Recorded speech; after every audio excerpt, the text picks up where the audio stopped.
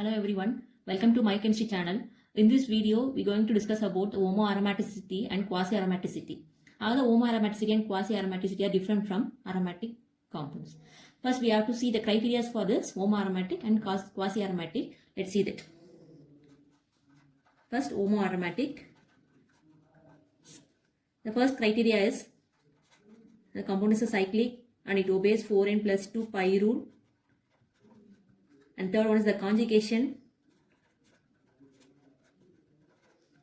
or delocalization takes place through sp3 carbon. Takes place through sp3 carbon. In the system, one or more carbon atoms are sp3 carbon atoms. So this conjugation or delocalization takes place via the sp3 carbon atom. Hence the compound become aromatic. Let's see with the example. First example,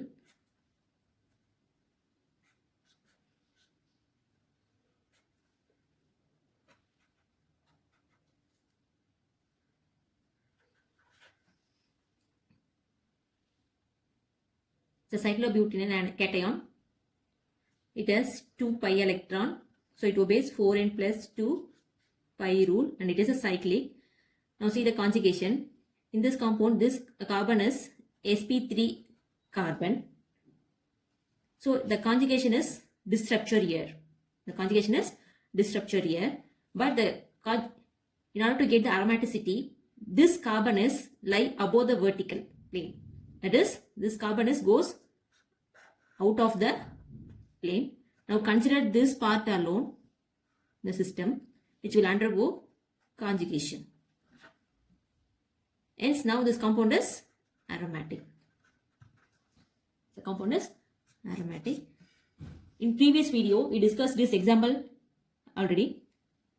I said that this compound is non-aromatic because if any carbon has sp3 hybridized in the system, then compound will consider as the non-aromatic.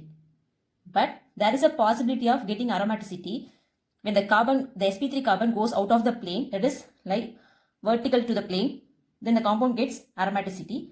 Now the cyclobutene cation becomes aromatic after this carbon going out of the plane. Hence this compound is aromatic. In the exam point of view, if you see the exam point of view, in exams, the 4 options are given like aromatic, anti-aromatic, non-aromatic and homoaromatic. So you have to give the preference to the homoaromatic option. Okay. If they are not given the homoaromatic option, you have to give the next deserve to non-aromaticity. Let's see the second example.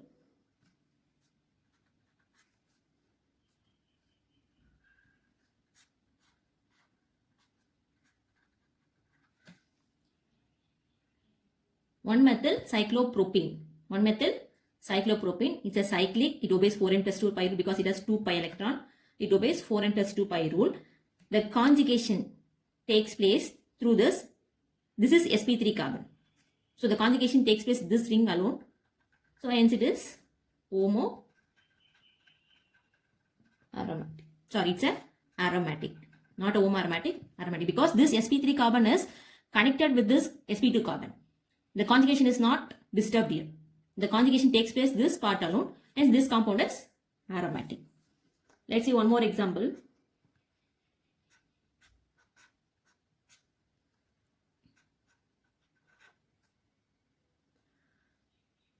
This is cyclohexadiene cation. Here it is a cyclic. It has 4 pi electron. That is, it's obeyed by 4n rule. But this carbon is sp3 carbon. This carbon is sp3 carbon.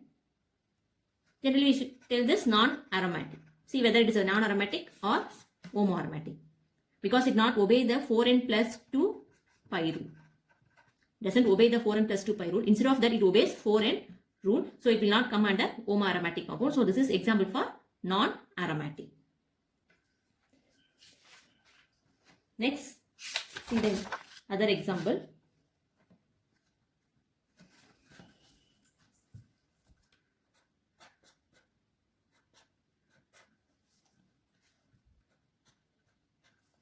What is this? This is COT. cyclooctatetraene or 8-annuline. COT or 8-annuline. This system is 8 pi electron system. 8 pi electron system, and this is a non-planar molecule, not a planar molecule. It's a non-planar molecule. As we have discussed this structure is converted into tub shape in order to get the stability. So this becomes non-planar. So hence this compound is non-aromatic. Let's take this compound, treat with sulfuric acid, then it loses its proton,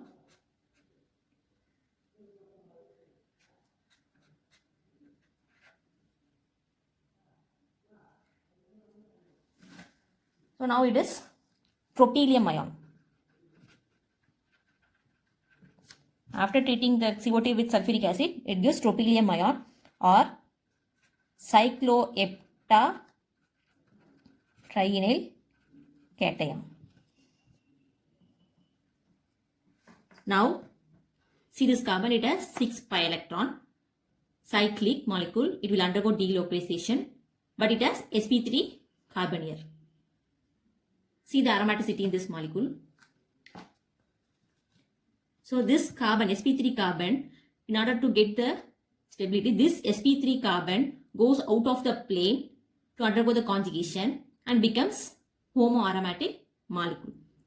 In the system, any carbon in sp3 hybridization, this carbon goes out of the plane to get the delocalization, hence the molecule becomes homoaromatic. So this part alone.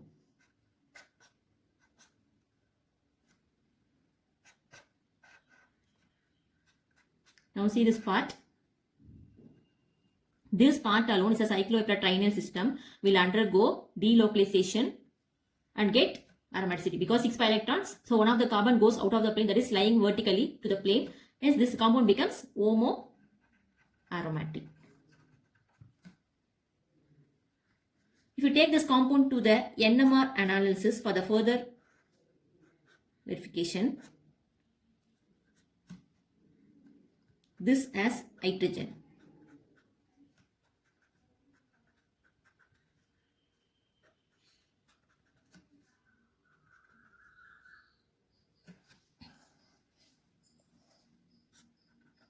Now, if you take this compound to the NMR analysis,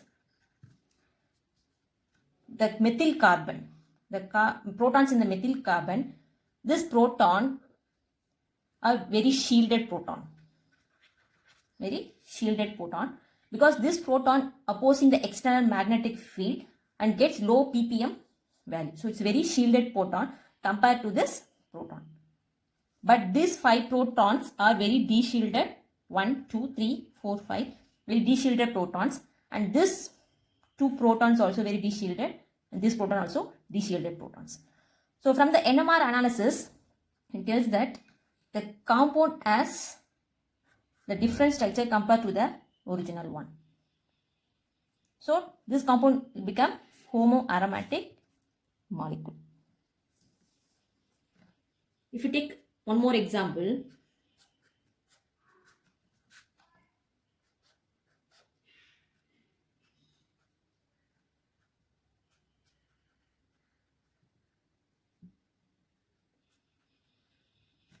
what is this? Step 10, aniline. 10 aniline. Because of this inner hydrogen atoms, it experiences more van der Waals repulsion and loses the planarity. Then it's become non-planar molecule.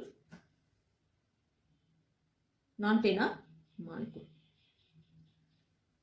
But after addition of the methyl groups,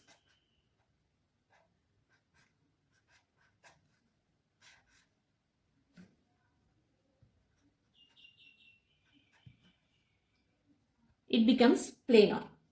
This is a 9, 10. This is 9, 10. Methylene 10 annually. Now it is a cyclic molecule. It has 10 pi electron. Now it's a planar. It obeys 4n plus 2 pi rule. But this carbon is sp3 carbon. It is present out of the plane, that is lie vertical to the plane. Hence this compound is homoaromatic, because the delocalization of the pi system is not disturbed here by any sp3 carbon, because this sp3 carbon is present out of the plane. So this is about the homoaromaticity. The cycloheptatrinyl cation, that is tropylium ion, is a homoaromatic. It's an best example for homoaromaticity. Okay. Next we will see quasi-aromatic.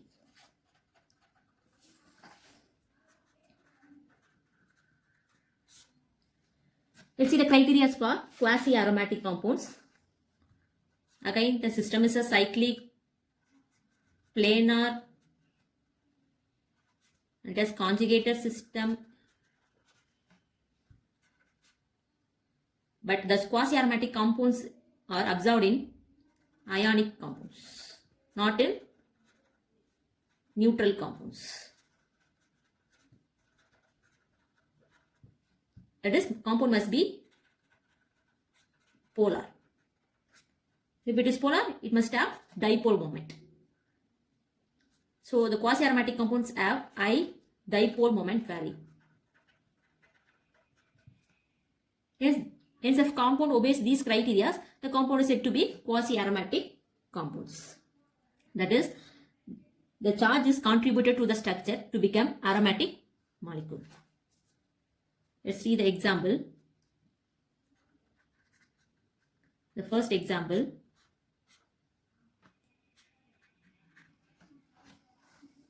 If we take this compound, we know that oxygen is in a heteroatom. It's an electronegative atom, so it will try to pull the electron towards itself. So it will break the bond and take the electron towards itself. The compound become polar.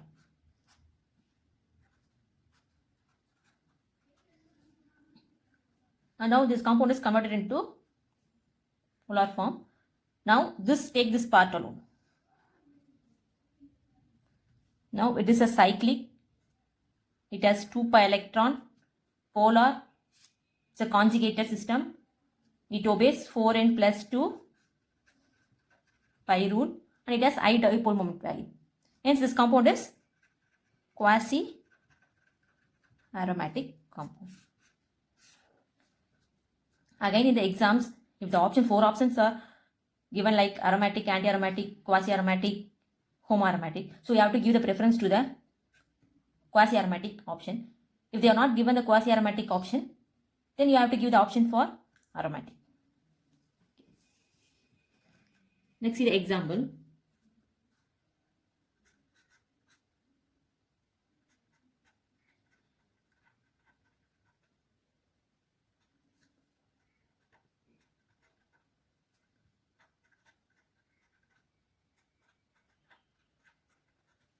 See this compound. It's a 4-membered ring. It has 2 pi electron system, obviously 4n plus 2 pi rule, but there is no charge separation here. Sorry. So it is a anti-aromatic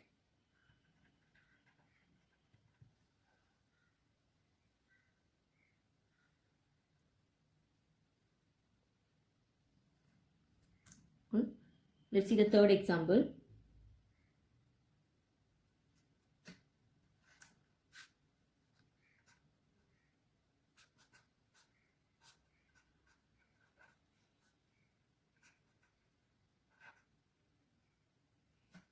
If you remove this chlorine,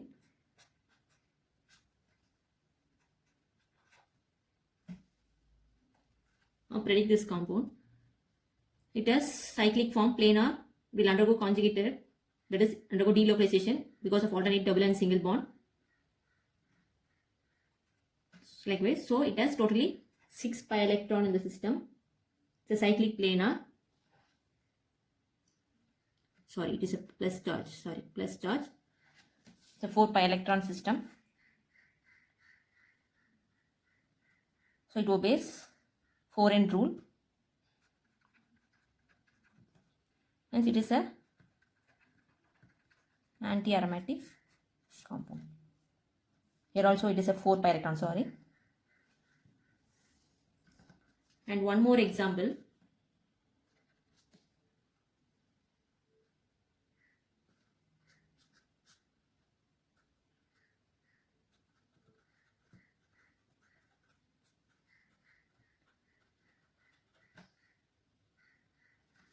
Now this compound cyclobutadiene has 4 butane groups are connected with each other. Now see the aromaticity. It is a cyclic molecule, planar, undergo delocalization because of alternate and double and single bonds. It has 4 pi electrons. So 4 pi electrons are involved in the delocalization. So it obeys by 4n rule. Hence this compound is anti-aromatic. Okay, quasi-aromatic compound.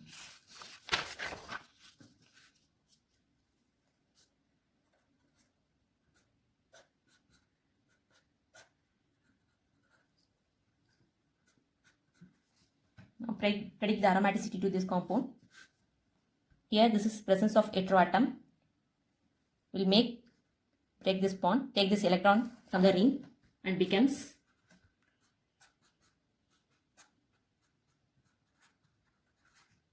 now it's ID polar molecule. It is a cyclic, planar, undergo the conjugation within the system.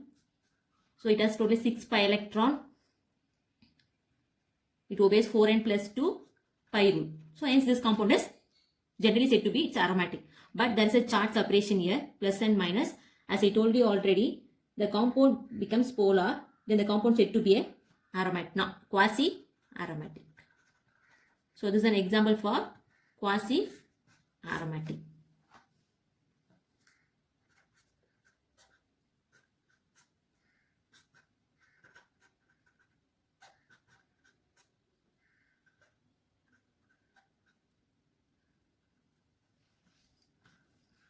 Now let's see the aromaticity of this compound. The 2 benzene rings are fused with pyrrole ring.